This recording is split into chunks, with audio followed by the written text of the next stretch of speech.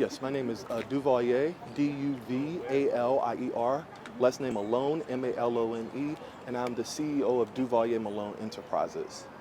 One of the things that I thought about when I immediately heard it is cliche.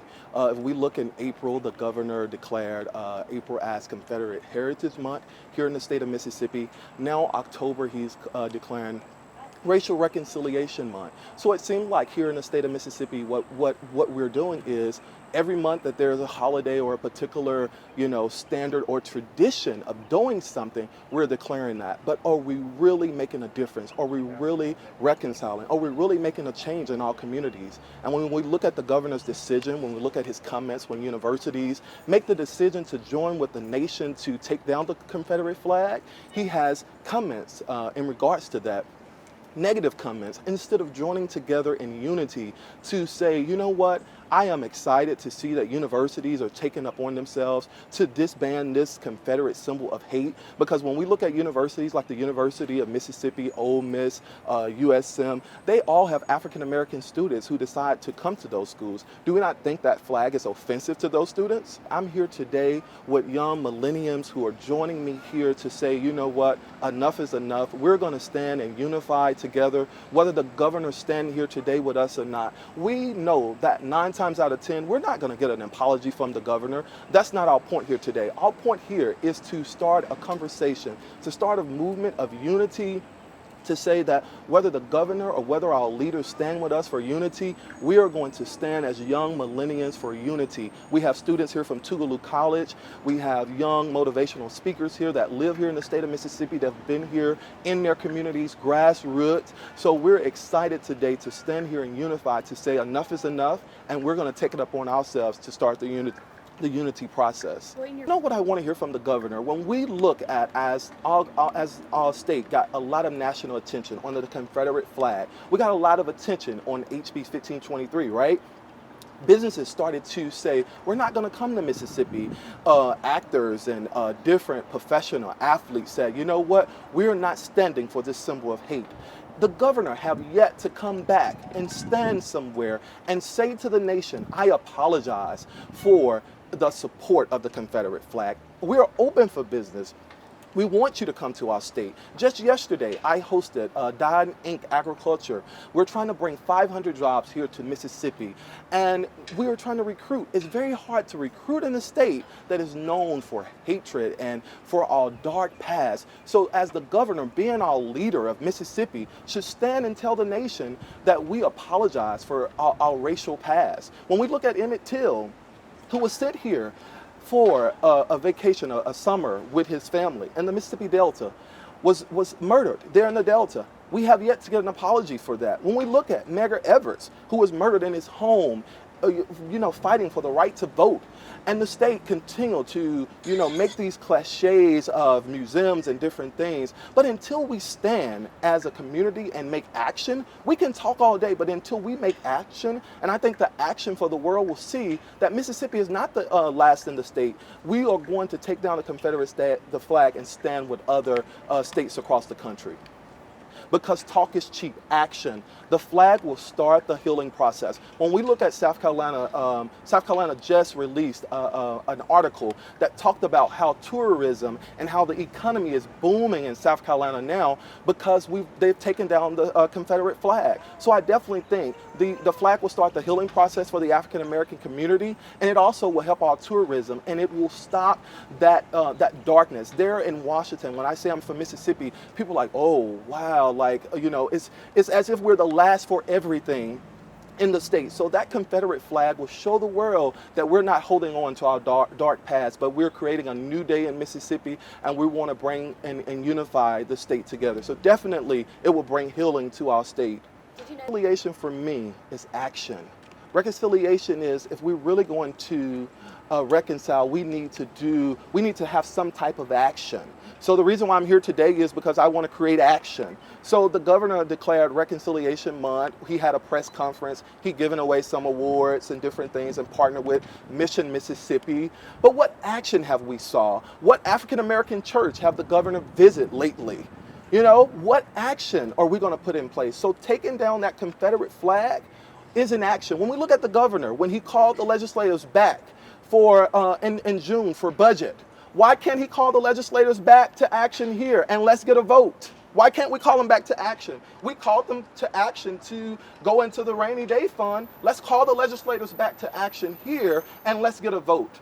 And if we get a vote that votes down the flag, then citizens across the state of Mississippi can go to the polls and they can vote the different. But until we allow the legislators who we vote in office to vote and represent us here, we're not going to get anything. So reconciliation for me is action. I think what the governor is doing is reconciliation. In the governor's mind, it's just cliche, as I said. We have always, for Mississippians and some, we've always done tradition. So this is a tradition. So I think we got to get past the tradition and we got to get on the bandwagon with the rest of the country and we got to move forth in progress. What happened? That I believe that if we give the lawmakers who we vote in office an opportunity to vote on it, then that will give us a pulse check to determine the leaders that we need to put here in the state capitol. So definitely, I think the first step is not voting down legislation that our lawmakers that we send here put forth. Let's get a vote. And when we get a vote, then Mississippians can come to the polls and they can vote differently and based on the lawmakers that we put here. Definitely. You're Mississippian. Like I said before, the Speaker of the House made a national statement to the world that that flag is disbanded. So do you think the Speaker of the House will go back on his statement? So let's get a vote. Let's get a vote because we won't know until we get a vote. When we get a vote, then we can determine what kind of lawmakers we have here. I don't believe, I love Mississippi, born and raised here in Mississippi, and I believe that the lawmakers that we have here today want to see economic development come back to the state. They want to see the state unified. So let's put it on the floor, let's get a vote. And once we get a vote, then we can come back and answer some of these questions that you're asking today, because I can't think in the minds of the Republicans that we have there on the floor. All I can do is tell you what I hear in my town hall meetings and my pulse checks across Mississippi. Republicans and Democrats alike want to see this flag taken down, and they want unity, economic development in the state. Just yesterday, I met with the Mississippi Business Authority, and the common theme wasn't a Confederate flag, it wasn't hate. It was, we want to bring jobs to Mississippi. So definitely, I think the community, I think citizens and lawmakers alike want to see change here in Mississippi. And until we allow the lawmakers to do what we elected them to do by getting a vote on the floor, we will not know exactly until we get that vote. So we need a vote. We need a vote. Do you think so? Or the governor? Or the governor? Like I said earlier, I am not in the minds of those Republicans. All I can tell you is the people that I represent, the people that I lobby for every day in Washington, they want unity, and those are Republicans and Democrats. So until we get a vote, we won't know. Because my thing is, when we get a vote, then we can do a pulse check. But I am not in the minds of those representatives here. We need a vote. Absolutely. We are the last state to still hover that flag over our state.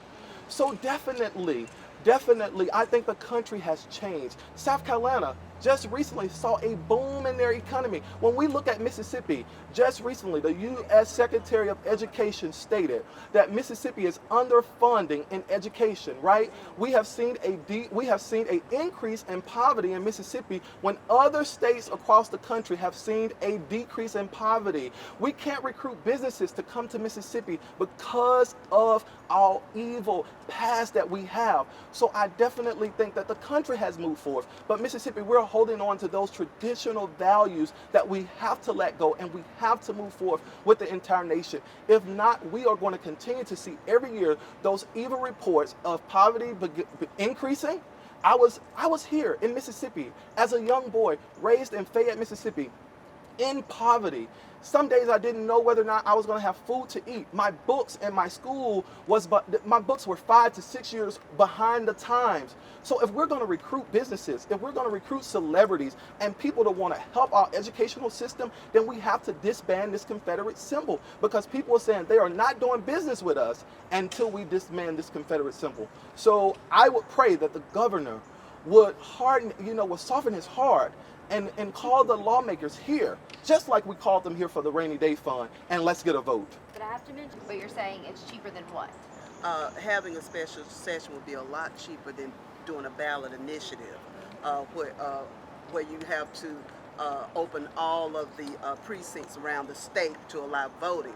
So a special session would be very inexpensive to take action and remove this flag than to have to open every precinct in the state, and that would be far more costly.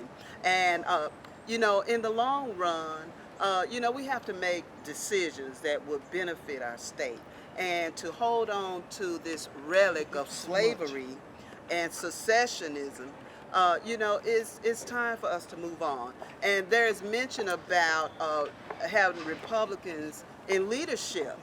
South Carolina has a Republican governor, and they've taken the flag. I mean, several of our states have Republican governors, and they have removed the Confederate emblem from their flag. We are the last holdout, and it's time for us to move forward because it affects us in a very negative way. You've been in there. Well, the thing is, you know, when we debate issues, then, you know, you have both sides, and some people are reluctant, but it takes the citizens of this state.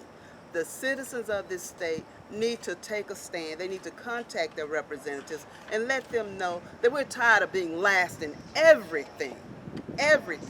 So it's just time to move forward and put this issue behind us so that we can join the rest of the United States of America. But you know what?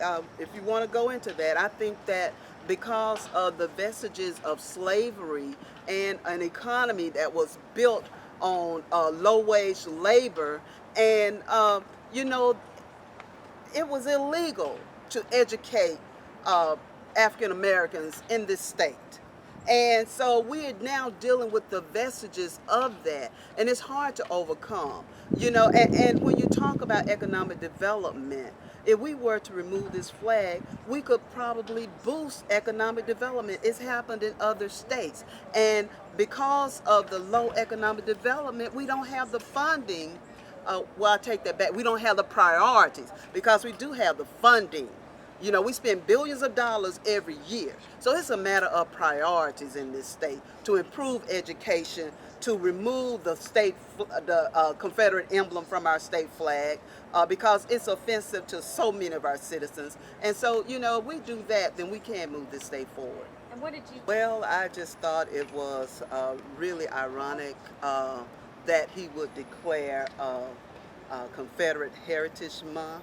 And you know, racial reconciliation is an ongoing process. You know, it takes more than a month to get to the bottom of some of the feelings of resentment that we have toward one another, and a lot of it is institutionalized because of the decisions that we make in this house behind me.